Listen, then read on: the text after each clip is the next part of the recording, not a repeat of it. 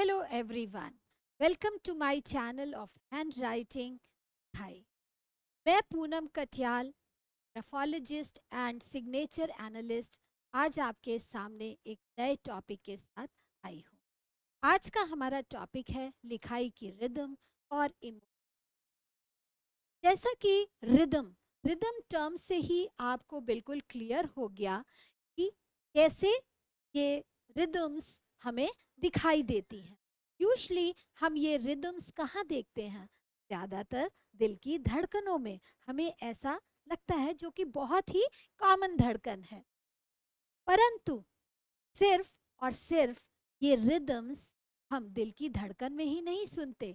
जब भी कभी हम तनाव में रहते हैं, गुस्से में रहते हैं, या हम शांत रहते हैं और बहुत ही कंपोज रहते हैं, विवेकपूर्ण रहते हैं, तो भी ये सारी बातें हमारी हैंड राइटिंग में भी हमें दिखाई देती हैं।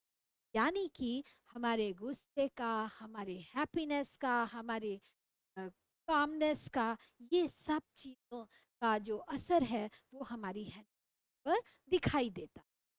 आपके सामने ये बहुत से सैंपल्स रखे गए हैं। अगर आप देखते हैं तो इन सब में भी आपको एक ना एक रिदम दिखाई देती ही है। हर एक सैंपल अपने आप में एक स्पेशल रिदम बता रहा है। अब अगर हम इसको एनालाइज करेंगे तो हम एनालाइज करने पर ये जान सकते हैं कि हमारी हैंड राइटिंग का कौन सा ट्रेट हमें पता लग रहा है। अभी मैंने आपके साथ ये बात शेयर करी कि रिदम जो है हमको प्रकृति में हर जगह दिखाई देता है, चाहे संगीत हो, दिल हो, समुद्र हो, ज्वार भाटा हो समुद्र में, इन सब जगहों पे हमको दिखाई देता है। परंतु सबसे अच्छा हमको रिदम दिखाई देता है वो है दिल की धड़कन पे। अब दिल की धड़कन जब आपने इसकी रिदम देखी, यदि इसकी कहीं से भी रिदम खराब हो जाए, यानी ये ऊपर ना जाए, यहीं पर रुक जाए, तो ये क्या होगा? ये रिदम नहीं कहलाएगी। सेम वे म्यूजिक भी है, अगर वो अपनी लय और ताल में ना गाए तो भी हमें वो म्यूजिक अच्छा नहीं लगता। सेम वे यदि हम एक प्रॉपर रिदम से किसी अल्फ़ाबेट में, यानी उसके जो स्ट्रोक्स हैं वो प्रॉपर रिदम में ना लिखें, तो हमारे ट्रेड्स चेंज हो जाते हैं। आइए इसी बात को हम देखते हैं। हमारे सामने एक ये सैंपल है। अगर आप इस सैंपल को देखते हैं तो आपको इस सैंपल में बहुत ही अच्छी एक रेगुलरिटी दिखाई दे रही है। आप ऊपर से लेकर नीचे तक अगर आप देखेंगे तो आपको ज़्यादातर सभी लेटर्स जो उनका स्ट्रोक्स है वो बहुत ही कंसिस्टेंट और रेगुलर दिखाई दे रहा है।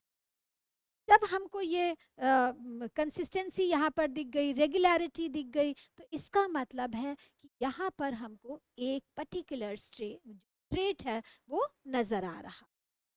देन नेक्स्ट, अगर हम इस सैंपल को देखते हैं तो इस सैंपल को देखने पर भी आपको क्या दिखाई दिया? वो consistency as well as irregularity. क्योंकि ये देखिए कैसे जिग जैग लगा, रिदम तो दिख रही है, परंतु रिदम के साथ साथ रिदम कैसी है? कंसिस्टेंट नहीं है और इरेगुलर है। चलिए अब इसकी हम स्टडी करते हैं। ये दोनों सैंपल्स हमारे सामने थे, जिसे हमने ये देखा कि ये रेगुलर और कंसिस्टेंट है, ये इरेगुलर और नॉन कंसिस्टेंट है। तो आप ज़रूर जानना चाहेंगे कि ये जो सैंपल है ये ऑलरेडी किसी पर्सनालिटी का है, तो वो कैसे होंगे? हम इस चीज़ को रिवील करते हैं। जी हाँ, अब आप समझ ही गए होंगे कि ये एक calm and composed personality Mother Teresa ji का हैंडराइटिंग सैंपल है। इस सैंपल की मैं ऑथेंटिसिटी सिर्फ यही कह सकती हूँ कि ये मैंने गूगल से लिया है, बट फिर भी कंसिस्टेंसी दिख रही थी, रेगुलरिटी है, तो ये सैंपल इन्हीं का है। और ये सैंपल जिस भी पर्सनालिटी का है, जिस भी राइटर का है, तो साफ उनके मन की जो स्थिति है, उनकी क्या इमोशनल स्टेट है, हम जान पा रहे हैं कि वो बिल्कुल कामनेस नहीं होगी, वो उनका शॉर्ट टेम्पर होगा, और इरेगुलरिटी दिख रही है जिससे हमको ये भी पता लग रहा है कि बहुत ऑर्गेनाइज नहीं है। कई सारे हमको ट्रेड्स पता लग रहे हैं। अब हमने जिस तरह से ये देखा कि रिदम को मैंने इमोशनल स्टेट के साथ रिलेट किया। सबसे इम्पॉर्टेंट बात, जब हम डॉक्टर के पास जाते हैं और जब वो हमारी पल्स देखते हैं, तो पल्स देखकर डॉक्टर्स पेशेंट के मर्ज को बता पाते हैं। सेम वे एक ग्राफोलॉजिस्ट भी जब किसी की हैंड राइटिंग के सैंपल को देखता है, तो वो उसकी रिदम को देखकर उस पर्सनालिटी को, यानी कि राइटर के जो ट्रेट्स हैं, जो उनकी प्रॉब्लम है, वो भी उसको जान लेता है और फिर उसे ग्राफोथेरेपी की मदद से ठीक करते हैं।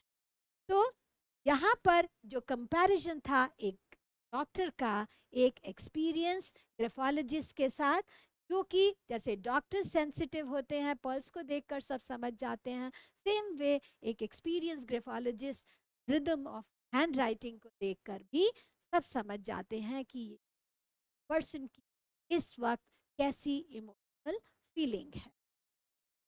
तो यहाँ पर हमने इस बात को डिस्कस करा, तो आप भी अपनी हैंड राइटिंग का सैंपल ज़रूर देखिएगा और अपनी, जब आपने उस हैंड राइटिंग को लिखा, तो आप अपनी उस वक्त की मनः स्थिति को भी ज़रूर नोटिस करिएगा। यानी कि मैं आपसे एक ये रिक्वेस्ट कर रही हूँ कि आप कुछ सैंपल्स लिखिएगा जब आप बहुत गुस्से में हैं और जब आप बहुत खुश हैं, तो आप दोनों बार देखेंगे कि रिदम्स बदल जाएंगे। तो ज़रूर ये ऐसा करके देखिएगा। थैंक यू वेरी मच कि आप मेरे साथ बने रहे, आपने पेशेंटली मुझे सुना।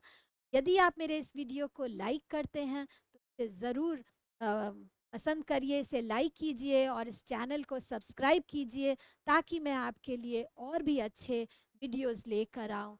Thank you so much.